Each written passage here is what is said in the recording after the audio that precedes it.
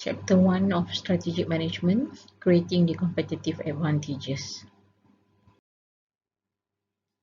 So after reading these chapters, you should be able to have a better understanding on the definition of strategic management and its 4 key attributes, the strategic management process, and the 3 interrelated and principal activities, rules of corporate governance and stakeholder management, the importance of social responsibility, need for greater empowerment through the organization, and how an awareness of hierarchy of strategic goals can help an organization to achieve coherence in its strategic direction. The importance of leadership. Leaders actually plays an important role in the development of any organization. So without leaders, there is no organization can work efficiently without effective leadership. Leadership is an important function of the management, which actually helps to enhance the productivity and to achieve the organizational goals. If we look today, most of the leaders face a large number of complex challenges in the global marketplace. So, in order for us to consider how much credit or blame that they deserve, we have to look from the two perspectives. Which one is romantic view of leadership, and another one is the external control view of leadership. Let us look at the two perspectives of leadership. One is external control perspective. What is actually external control view of leadership? Okay, rather than you make the implicit assumption that the leader is the most important factors in determining the organizational outcome, the focus is on external factors that may positively or might be negatively affect a firm's success. For example, the development in general environments such as economic downturn, new technologies, governmental legislation, or an outbreak of major internal conflict or even war. So it can greatly restrict the choices that are available to a firm's executive. While the romantic view actually is the implicit assumption that the leader is the key force in determining an organization success. You can take a look at this Apple company, where actually for the last decade has been attributed almost entirely to the late Steve Jobs as a former CEO of Apple company. Actually, leaders can make a difference by being proactive, for example, taking time to plan, improve how the team works, and putting measures in place to prevent the problems before they happen, and try to identify the areas of risks and try to reduce the impact from the unexpected situation. Okay, and leaders also can refine the strategies continually, be aware of external opportunities and trends, and try to understand thoroughly the firm resources and the capability, and make the strategic growth a process and a way of thinking throughout the organization. Strategic management consists of the analysis, decision, and action an organization undertakes in order to create and sustain competitive advantage. First, if we look at the strategic management of an organization, it entails 3 ongoing processes. One is analysis, decisions, and actions. So strategic management is actually concerned with the analysis of strategic goals, which consists of vision, mission, and strategic objective. And it is along with the analysis of the internal and external environment of the company. And next, leaders must take strategic decision, and this decision actually need to answer these 2 questions. What industries that should we compete in, and how should we compete in those industries? And last are the action that must be taken. Decisions of little use of course unless they are acted on. So firms must take the necessary action to implement their strategies. This requires leaders to allocate the necessary resources and to design the organization to bring the intended strategies to reality.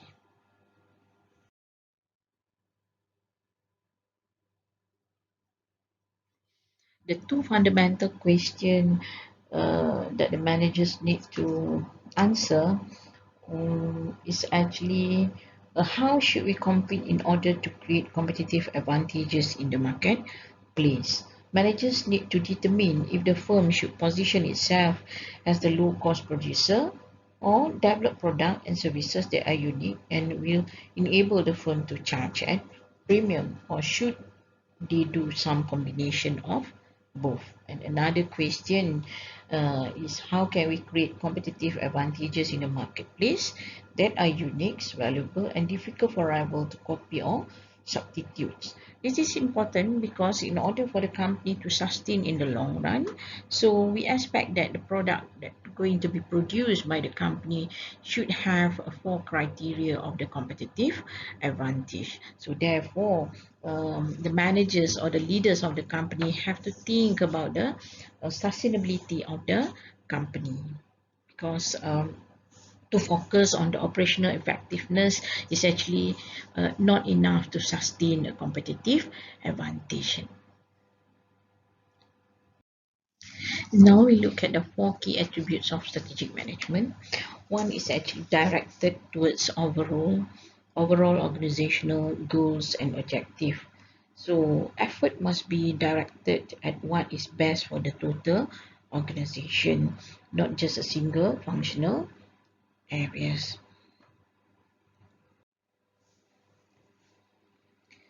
The second one is the strategic management include multiple stakeholders in decision making.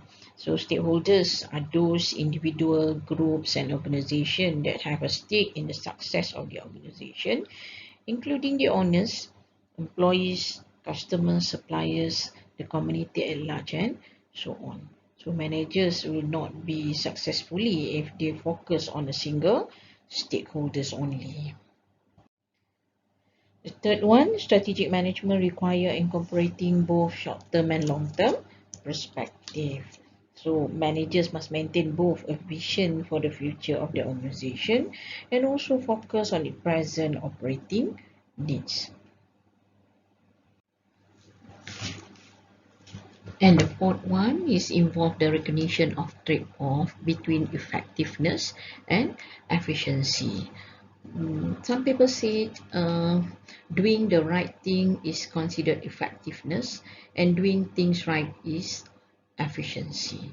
So while managers must allocate and use resources wisely, they must still direct their effort towards the attainment of our overall organizational objective.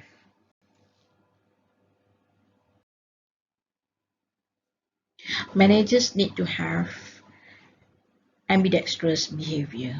So one is actually ambidextrous behavior, where managers need to focus on long-term effectiveness. Okay, managers need to expand the product market scope by proactively exploring new opportunities. For example, try to focus on the new product development to cater the local or international market. And at the same time, the manager also need to focus on short-term efficiency and try to align all the resources to take advantage of existing product market.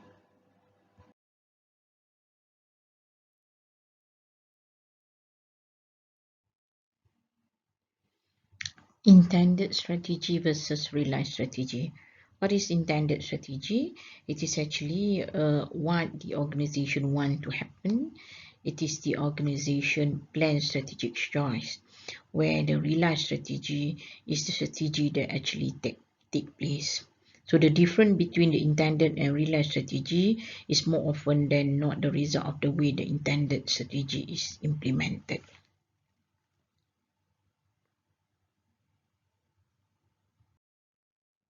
So Exhibit 1.3 shows the strategic management process, which consists strategic analysis, strategic formulation, and strategic implementation. So if we look under the strategic analysis, it will cover chapter 1 until chapter 4, and strategic formulation we will learn throughout chapter 5, 6, 7, and 8. And the strategy implementation, it is under the topic 9, 10, 11, and 12. Strategy analysis is the starting point in the strategic management process. Okay, you need to look upon as the starting point of the strategic management. So it consists actually the advanced work that must be done in order to effectively formulate and implement strategies. Sometimes a strategy fails because managers may want to formulate and implement strategy without a careful analysis of the overarching goals of the organization and without a thorough analysis of its external and internal environment.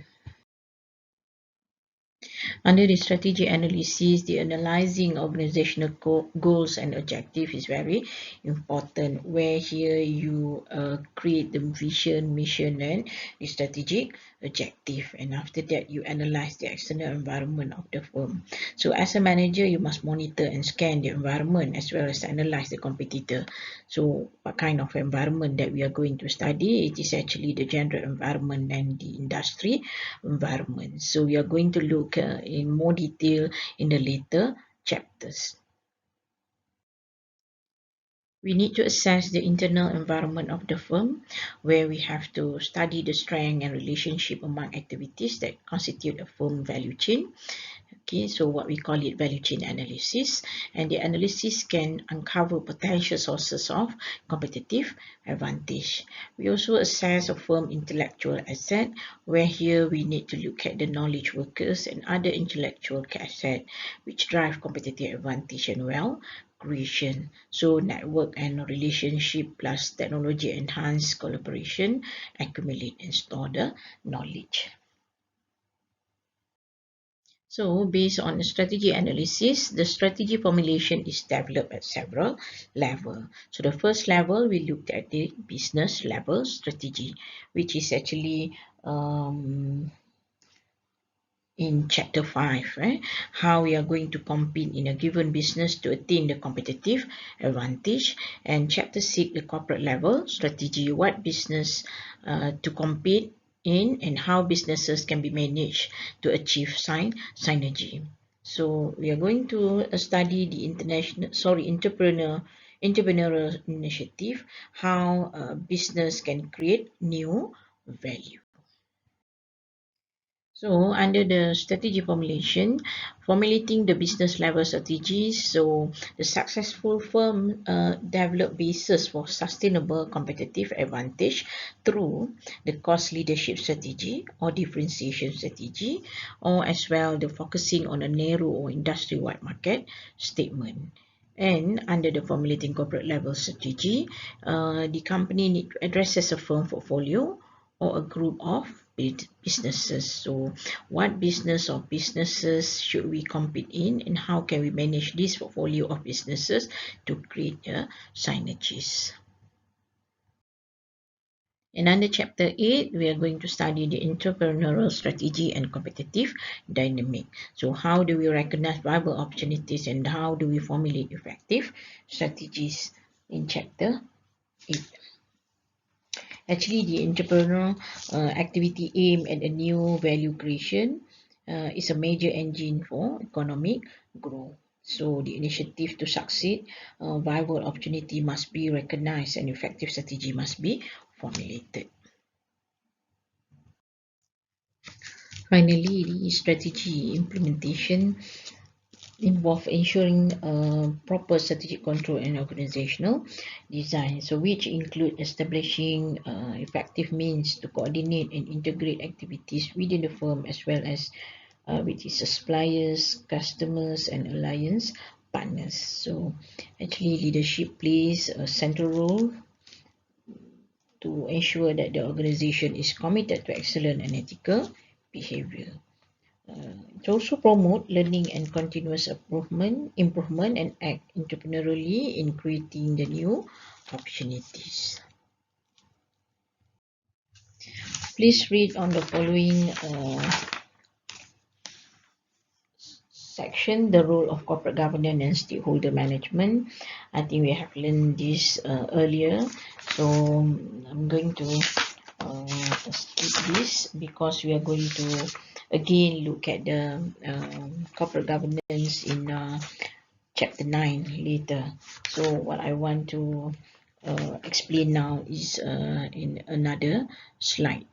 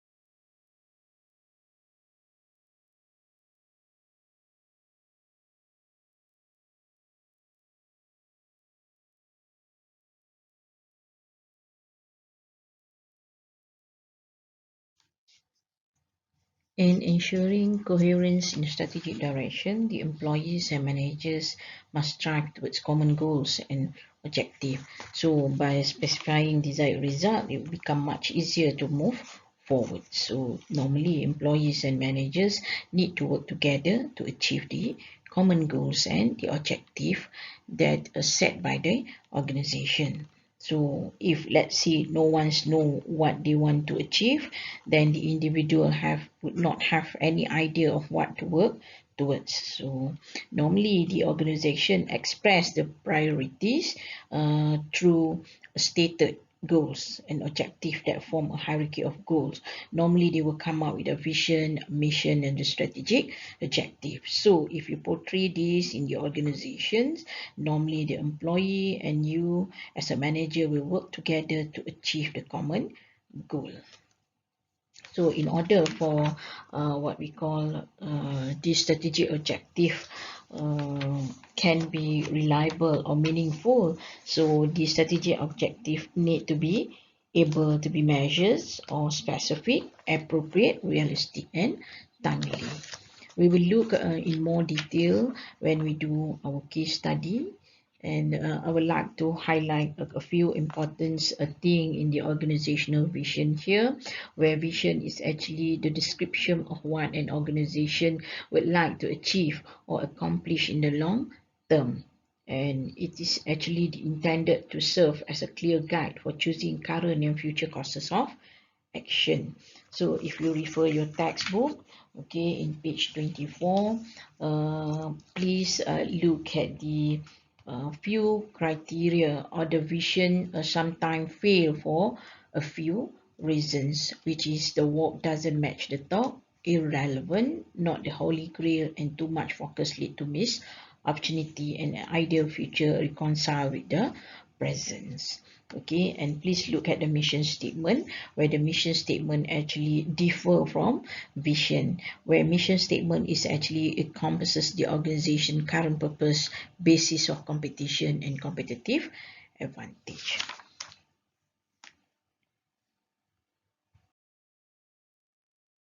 Exhibit 1.6 shows you the hierarchy of goals, where it starts from the strategic objective and then followed by the mission and vision statement. You can see that this strategic objective is actually in short time horizon, and vision would be your long time horizon. And this strategic objective would be more specific compared to visions. Current in strategic direction. Okay, now we look at the organizational vision. So what is actually vision? It is a goals that is massively inspiring, overarching, and long term. Right? It represents the destination that is driven by and evokes vision. Right? For example, if you look at Tech for America company, where the founder is Wendy Kopp, okay, notes that her vision for the organization, which strive to improve the quality of inner city schools, draw many applicants.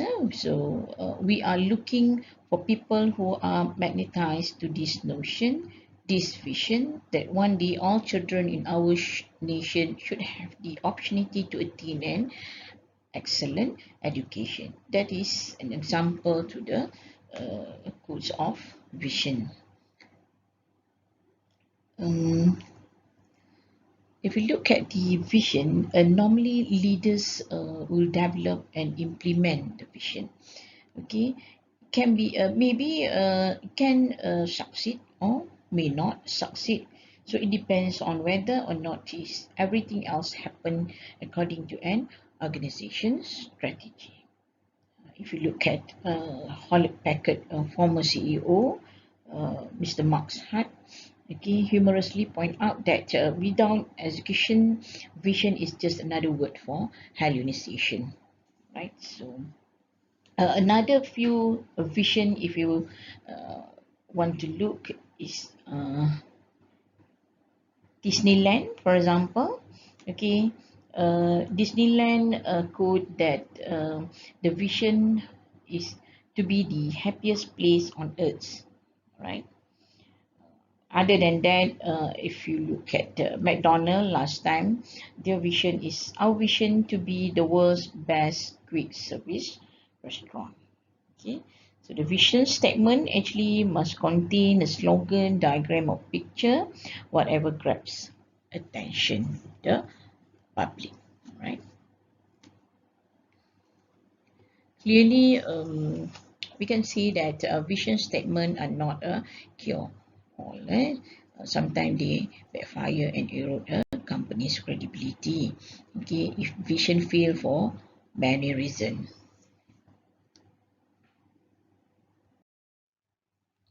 Before I proceed with the explanation of mission statement, I would like to give a few reasons why vision fails. One is the walk doesn't match the talk, and the second one is irrelevant. The third one, not the holy grail. The fourth is too much focus lead to missed opportunities. And the fifth one, an ideal future reconcile with the present. So in order for you to get a better explanation, please refer to your text page 25. All right, and now we look at mission statement. Company missions statement differ from visions. Okay, it encompasses both the purpose of the company and the basis of competition and competitive advantage. It is more specific if you compare to vision. For example, if you look at a well-point health network, all right, contain the vision statement and mission statement, all right.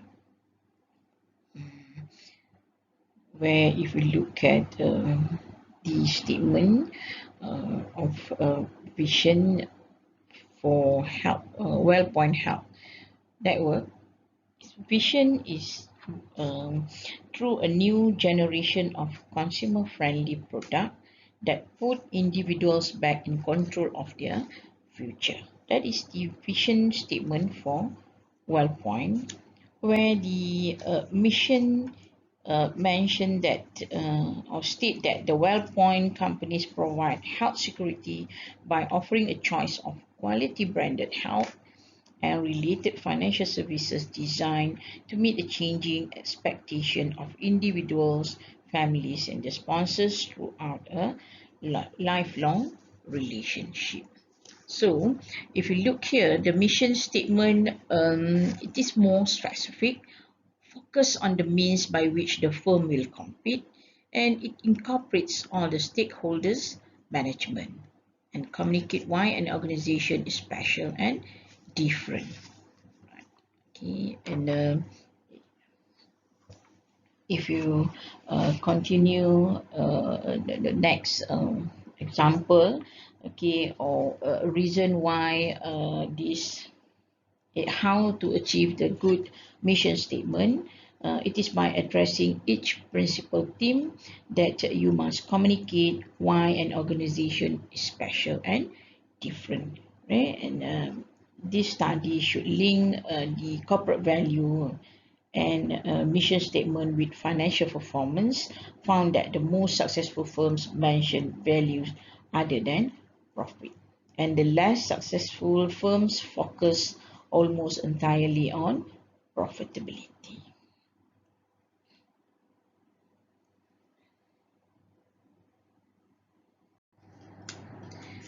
All right, so the last one is strategic objective. What is a strategic objective? Okay, it is usually used to operationalize the mission statement, where this strategic objective actually help to provide guidance on how the organization can fulfill or move towards the higher goals that stated in the goal hierarchy, which is actually the mission and the vision statement. So thus they are more specific and cover a more well-defined time frame, right? And setting the objective actually require, for example, a guideline or a yardstick to measure the fulfillment of the objective. If you look at exhibit 1.8 from your text in page 27, it lists several firm strategic objectives, okay, both financial and non-financial, okay, where it directs the what we call in generating the greater profit and return for the owners of the business. Others are directed at customers or society at large. So in order to be useful or meaningful, the objective should have several criteria. Okay, one is the objective must be measurable, supposed to be specific, appropriate, realistic, and timely. So to get a better explanation, maybe you can refer to your textbook. So with that, I end chapter 1, and we will continue with chapter 2 and discuss a more interesting topic in the following chapter. Thank you.